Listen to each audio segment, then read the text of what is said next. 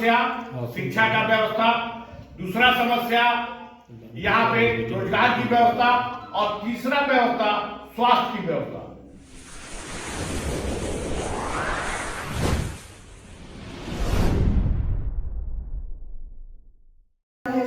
हार्दिक अभिनंदन और स्वागत करती हूँ। बड़े भाई विकास बिहारी जी ने जन सुराज में ज्वाइन किया है, उनको मैं सबसे पहले हार्दिक अभिनंदन और जन सुराज के साथी गण का भी मैं हार्दिक अभिनंदन और स्वागत करती हूँ। आज जो है बिहार की दिशा आप लोगों से परिचित है, क्या स्थिति है बिहार की। हम लोग भी जदयू से 25 वर्षों से फील्ड में काम कर रहे थे। जदयू ने 5 वर्षों तक जो सुधार किया उसके बाद सुधार की स्थिति नहीं है, पूरा भ्रष्टाचार से लिप्त है, पूरा प्रशासन उनके हाथ में है और प्रशासन से ही सरकार चलती है। वो जो चाहते हैं वो कराते हैं, आम जनताओं की बात सुनी नहीं जाती। आम जनता त्रस्त है के साथ बिहार में विकास की जो स्थिति है वो अब खत्म होते जा रही है। बिहार में विकास होना चाहिए। बिहार में शिक्षा व्यवस्था नहीं है, स्वास्थ्य व्यवस्था नहीं है अच्छी। 800 करोड़ की लागत से हॉस्पिटल का निर्माण हुआ, लेकिन उसकी जो स्थिति है आज चले जाएंगे तो आपका सही ढंग से इलाज नहीं हो पाएगा।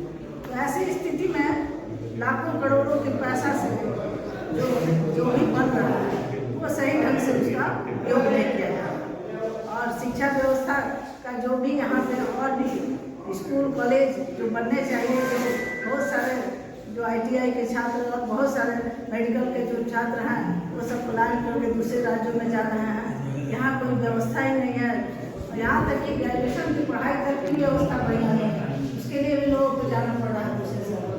तो ऐसी स्थिति में शिक्षा व्यवस्था 17 सालों में जदयू ने कोई सुधार नहीं किया। अभी कुछ दिनों पहले शिक्षा सरकारी स्कूलों की जो स्थिति है, केवल जो है वहाँ जो है लेके पाठक को बैठा दिए, हटा दिए। क्या स्थिति हुई इतने दिनों में, कितना कस लिए? एकाएक आप जो है नकेल कसिएगा तो सुधार नहीं होगा। शुरू से ही सुधार की स्थिति होनी चाहिए शिक्षा की।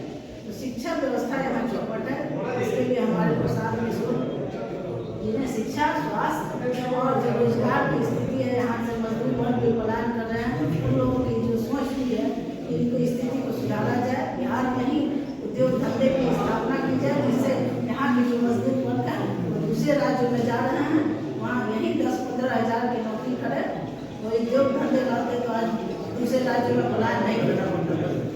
सबको स्वागत है। एक शेर है कि नींद से सोए हुए शहर को मैं आवाज दूं, नींद से सोए हुए शहर को मैं आवाज दूं, जागे या ना जागे मैं उसको आवाज दूं। मुझको देखा नहीं जाता है झील की पानी का स्थिरता, मैं जहां भी रहूं वहां कंकर फेंक कर उसको आवाज दूं। जन सुराज पार्टी के प्रेरणा है प्रशांत किशोर जी, सब लोग जानते हैं। इनका मुख्य उद्देश्य है कि सही लोगों का चुनाव करके अपने पार्टी से या बिहार की दशा या दिशा को बदलना है।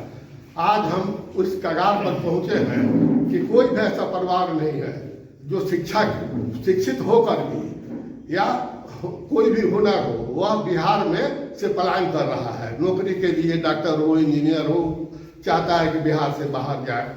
वो सब चीज रहते हुए बिहार में सब संपन्न था, लेकिन यहाँ पर एक राजनीतिक दिशा नहीं है, डिटर्मिनेशन नहीं है किसी दल के पास। हम लोगों को इससे जुड़ना है। उनका यही उद्देश्य है कि मुख्य रूप से हमारे गांव का, शहर का, शिक्षित लोगों का विकास हो जो बिहार से बाहर नहीं देखे। यहाँ पर स्कूल हो, अच्छा कॉलेज हो, इंडस्ट्री हो, उसके लिए प्रयास कर रहे हैं। बराबर हम लोगों के 2 अक्टूबर को यहीं से गांधी विक्रम भूमि भिजयरवा से स्टार्ट किए थे। 2 अक्टूबर को आगामी आने वाले 2 अक्टूबर को जन सुराज को राजनीतिक दल में परिवर्तित करेंगे। इंडिया का यह पहला राजनीतिक दल होगा जिसके सदस्यों की संख्या 1 करोड़ होगी।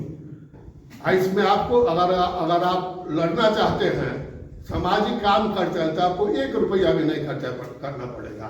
वो अपने चुनेंगे, अपने जैसे जो भी जमैया जो भी लड़ना चाहते हैं उसके पीछे उनकी पूरी शक्ति रहेगी, टीम रहेगी। आफाक अहमद देखे हुए हैं यहाँ पर जो MLC बनाए, उनको MLC बनाने वाले जन स्वराज के प्रणेता प्रशांत किशोर है। इसीलिए आप लोगों से निवेदन है कि अपने बारे में, अपने समाज के बारे में, अपने लड़के के भविष्य के बारे में जरूर सोचिए। जात पात से ऊपर उठकर उनका आह्वान है कि हमसे जुड़िए, हम उसका सबका कल्याण करेंगे, बिहार का विकास करेंगे। कहते हैं कि जो लड़ सके वो लड़िए, जो बोल सके बोलिए। अगर जो बोल भी नहीं सकते हैं कम से कम सोचिए और सुनिए। यही इसी के साथ हम अपना